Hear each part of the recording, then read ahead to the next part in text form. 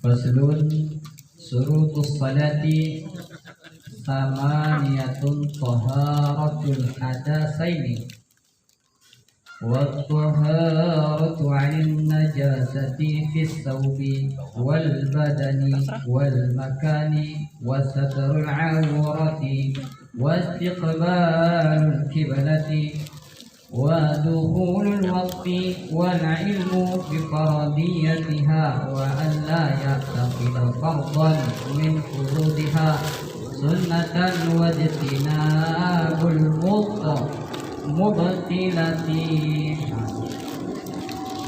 Faslun, bermula ini fasal atau bermula ini bab mengenai perkara surutus salati, yakni perang-perang syarat salat. Surutus salat bermula ini perkara syarat-syarat salat. Samaniyatun, yaitu ada 8. At-taharatul hadasaini, yang pertama yakni suci dari hadas. Nah, yang pertama. Yang kedua wat-taharatu 'anil najasati. Nah, wat-taharu yang kedua mengenai suci dari najis. Fis saubi wal badani. Nah, fis saubi wal badani yang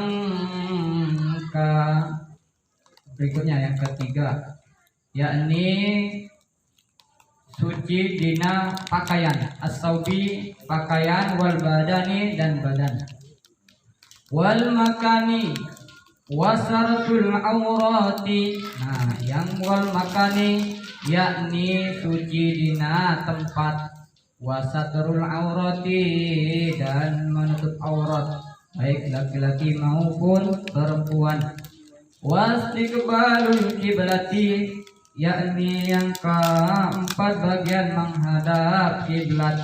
Nah, wadukhulul waqti dan yang kelima masuknya waktu salat, wal ilmu bi faradiyatiha yakni harus mempunyai ilmu apa aja, yaitu bi faradiyatiha yakni ilmu mengenai perkara atau tentang salat, wa an la ya'taqida fardhan, wa an dan juga ketujuh, ia seorang muslim yang harus mempunyai juga yakni orang yang mengetahui tentang fardu apa saja. Fardunya fardu dari toharoh dan juga fardu untuk kesucian atau suci mensucikan. Furudiha tina pirang-pirang pengetahuan juga. As-sunnati mengenai sunnah. Jadi manusia atau hamba Allah, orang Islam harus mengetahui mana yang fardu dan mana yang sunnah. Wajtinabul mubtilati. Nah, yang terakhir, yang ke-8, ia harus menjauhkan dari perkara menghilangkan atau membatalkan sholat. Nah, jadi mengenai pasal ini kita selakunya seyogianya umat muslim atau orang yang ingin beriman kepada Allah, maka kita harus mengetahui tentang bab ini. Syarat kita sudah melampaui sholat, syaratnya syahadat, kita sudah syahadat, sudah ikrar kita ngomong. Kita harus mengetahui ini. Faslun, berbabnya mengenai syarat sholat. Syaratnya sholat ada 8. Bila mana tidak terpenuhi 1, maka kita tidak sah sholat kita. Pertama tadi yakni kita suci dari hadas. Nah, suci dari hadas. Nah, hadasnya hadas besar dan hadas kecil. Hadas besar adalah mandi wajib baik laki-laki maupun perempuan. Hadas besar juga bagi yang baligh dia harus mandi. Bagi yang sudah nikah harus mandi junub ya, hadas besar juga tuh. Bagi perempuan juga dia harus melahirkan atau keguguran atau haid juga. Hadas besar. Dan juga hadas kecil dia harus mengetahuinya. Hadas kecil yakni seperti dia kencing atau dia lagi ngobrol langsung cerit keluar air kencingnya sedikit. Nah, dia harus batal itu. Batalnya bakal harus berwudu. Hadas kecil itu adalah obatnya berwudu. Atau dia lagi udah wudu pakaiannya kena tai cicak, kena tai binatang lainnya atau kena air kencing, maka membatalkan wudu kita. Kalau sudah batal wudu pasti batal sholat. Kalau batal sholat belum tentu batal wudu. Kalau batal wudu pasti tidak sah sholatnya. Kalau misalkan tidak suci hadas kecil dan hadas besarnya, maka tidak sah wudhu dan sholatnya. Jadi sia-sia nanti kita sholatnya, udah capek-capek nggak sah gitu. Hadas kecil, hadas besar, dan kita mengetahui najis dari najis kecil. Nah, ada yang najis mughallazah, ada najis mukhaffafah, ada najis mutawassithah. Nah, tinggal kita cari. Udah tuh babnya kemarin. Berapa bulan yang lalu tuh. Fisaubi. Nah, dia tentang mengenai najis pakaian. Fisaubi itu adalah pakaian. Wal badani, najis tentang badan. Nah, najis pakaian karena cicak tadi. Bila mana kena badan, wah kita najisnya. Kita nggak tahu nih ada kena sentuh badan kulit kita nih, baik dari ujung kepala sampai ujung kaki. Nah, itu badan tuh, anggota seluruh tubuh kita harus mengetahuinya. Pakaian harus bersih, badan kita harus bersih. Nah, wal badani, wal makani, dan tentang adalah dia harus bersih juga dari tempat. Dari bersih dari pakaian, bersih dari badan kita, bersih juga tempat. Tempat apa? Tempat untuk sholat kita. Nah, kalau misalkan sholatnya tempat kiranya kita mengetahui najisnya itu ada bekas kencing atau pincang dan lainnya, kita sudah mengetahuinya, maka tidak sah sholat kita atau wudhu kita. Namun sebaliknya, bila mana kita tidak mengetahuinya keadaan tempat itu najis atau tidak, maka sah kita sholat atau wudhu kita, karena kita tidak jelas tuh barangnya, kita tidak mengetahuinya. Terus setelah tempat wasatrul aurati. Nah, ibadah juga menutup aurat. Aurat mana? Bagi laki-laki dari pusar, yang punya pusar. Dan juga sampai lutut. Nah, lutut lewatin dikit. Nah, itu adalah pusar, ya. Dari bagian dari pusar sampai ke lutut itu adalah aurat laki-laki. Bagi kaum perempuan auratnya dari lututnya. Auratnya perempuan seluruh dari ujung kaki sampai ujung palanya, kecuali ada 3 yang tidak ditutup. Pertama mukanya, yang kedua tangannya, nih kepala tangannya, yang ketiga bagian ujung kakinya, bukan kaki dari lutut ke bawah, ya. Nah, ujung kakinya itu dalam mazhab Imam Syafi'i, dan bagi mazhab yang lain juga harus menutup ini nih. Itu disunahkan, ya. Jadi disunahkan, bukan wajib. Terus setelah aurat, nah jadi ketika kita mau sholat, ini bicaranya sholatnya ketika yang kerja petani. Dia sholatnya kita juga mau pakai anduk juga bisa. Bagi laki-laki mah gampang, pakai anduk udah, anduk. Yang penting nutup lutut sholat. Walaupun di sininya nggak pakai pakaian. Tapi kalau misalkan sholatnya di masjid kan orang gila nanti, makanya menyesuaikan tempat. Jangan Pak Boji, copot anduknya lepas malah. Nah, terus setelah aurat, wastiqbalul kiblati, syaratnya juga sahnya sholat harus menghadap kiblat. Nah, ada pertanyaan nanti ketika kita sholat di kapal, ketika kita sholat tidak tahu arah, jawabannya makanya niatnya usolli fardhu subhi. Misalkan sholat maghrib, usolli fardhu maghribi salah sarokatin. Kalau sholat sendiri sarokatin mustaqbilan. Nah, karena niat saya sholat maghrib 3 rakaat menghadap kiblat, itu adalah bagian dari imam mazhab Syafi'i. Bagian yang lain tidak pakai kiblat itu, karena niat mereka tuh memang ke sono, ke kiblat. Nah, itu bagian orang kita sini. Ya, bagian orang yang keliling Kauf itu bukan kiblat, itu bukan barat sebenarnya, menghadap Ka'bah itu. Jadi mereka tuh berputar tuh. Tapi bagi kita yang di luar Mekah, maka kiblat kita adalah barat, barat ke sono. Tapi bukan iman kita ke barat. Nanti kalau iman kita ke barat, jadi orang-orang barat nanti ilmunya. Ya, itu adalah salah satu bagian syarat kita menghadap kiblat.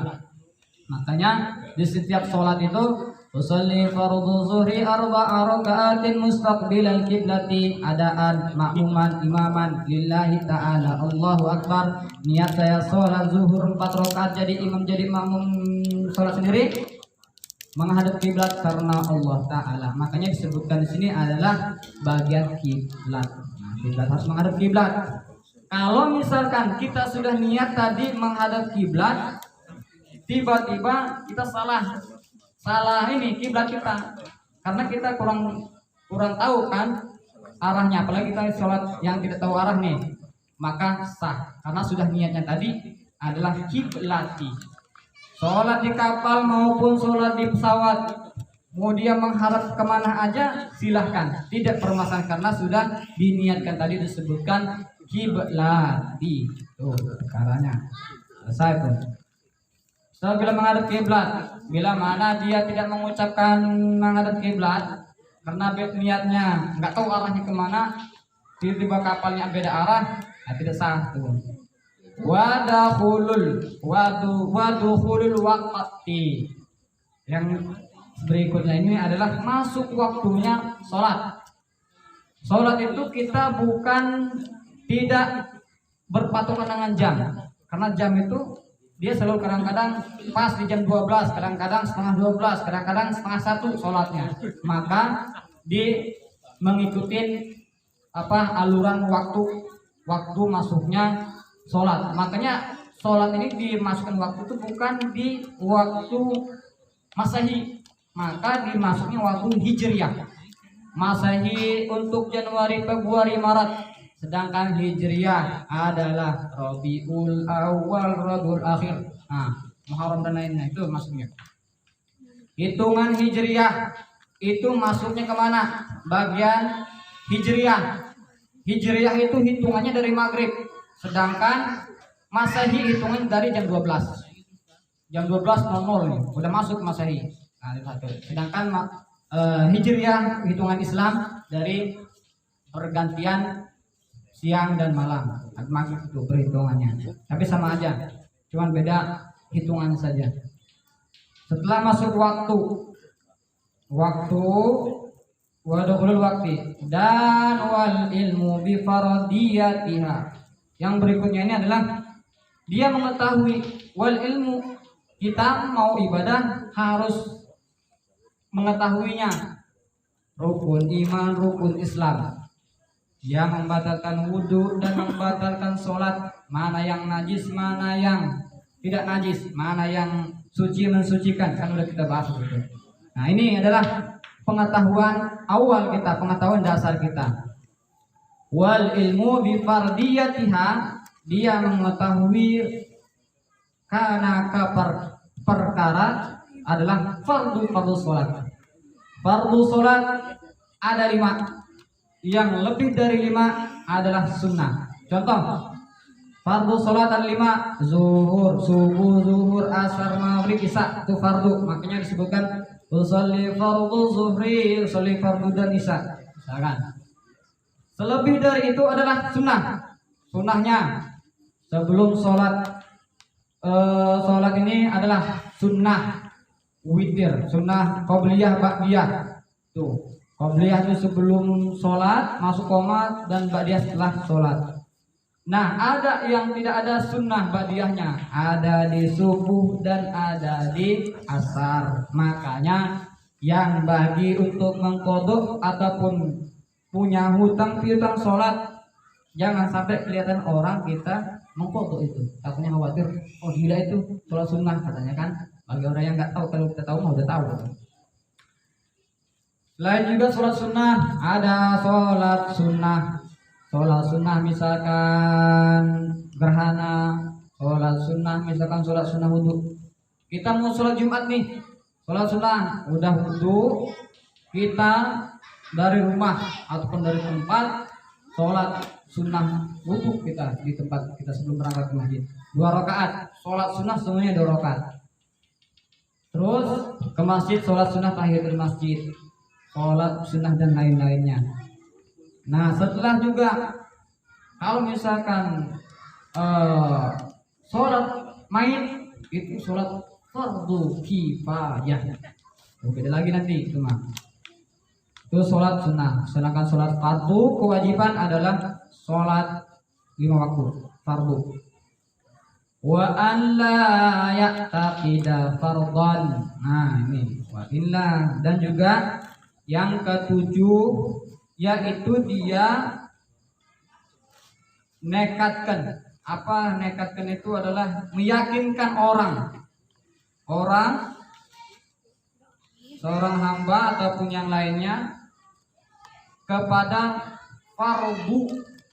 fardu-fardunya wudu, fardu-fardunya sholat, dan juga kepada sunnahnya sholat, sunnahnya wudu. Kita meyakinkan kepada diri kita, saya udah bisa, saya sudah belajar. Nah, makanya kita pengajian di majelis Hidayah Potongan ini. Terus yang ke-8 wajtinabul mubtilati.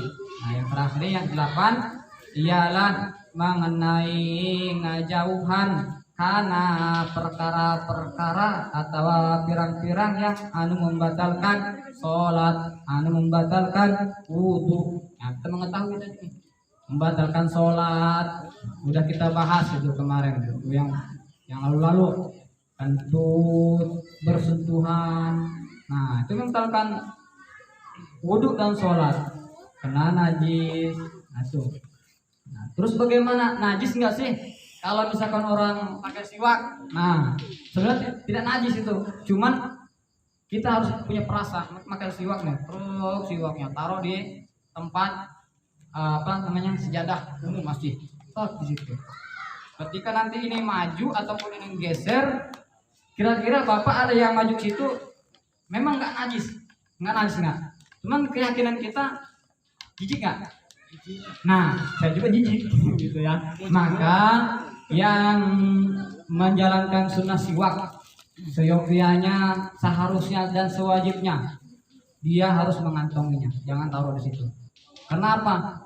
Kalau kita sudah jijik di tempatnya itu, kira-kira kita yakin gak dengan sholat kita? Mengganggu. Nah, itu adalah hati-hati. Nah, kita siwak. Nah ya, siwak itu sunnah. Tapi karena kita menjalankan sunnah, hati-hati jangan sampai merugikan orang lain. Makanya yang bersiwak langsung simpan. Jangan taruh di situ. Atau misalkan kalau di situ boleh taruh di sedadahnya dia. Jangan sejadah umum. Ya, memang nggak najis, cuman gimana gitu ya. Jadi kita punya suka dengan siwak, pakai semestinya seperti apa, tapi tidak merugikan orang lain. Jangan mentang-mentang kita patenteng, kita kan mau ibadah nih, sunnah nih, tapi merugikan orang lain. Nah, itu nanti gugur ibadahnya. Nah, setelah mengetahui ini, kita ibadahnya itu Allahu Akbar, pastikan Allah. Karena itu apa? Itu lafaz-lafaz Allah itu harus fasihkan. Ada Allahu Akbar. Nah, harus fasih akbar. Kita hamas ra-nya itu ra fathin. Akbar. Nah, itu harus fasihkan. Wallahu a'lam bishawab. Demikian. Assalamualaikum warahmatullahi wabarakatuh.